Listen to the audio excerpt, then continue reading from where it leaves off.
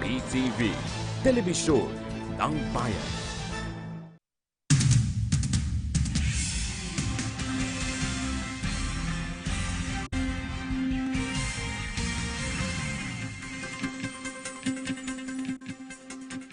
Magandang tanghali Pilipinas, nagbabalik ang PTV Newsbreak.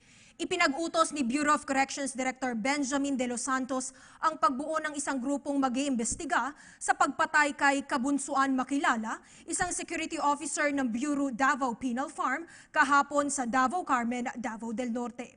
Si Makilala ay lumutang bilang isang whistleblower sa alegasyong may nagaganap umanong korupsyon sa loob ng Bureau of Corrections.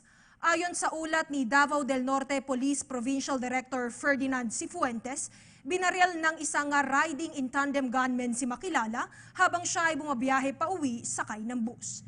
Hindi umano papalampasin ng ahensya ang walang habas na pagpatay kay Makilala. Ito ay sa tulong ng National Bureau of Investigation at ng Philippine National Police.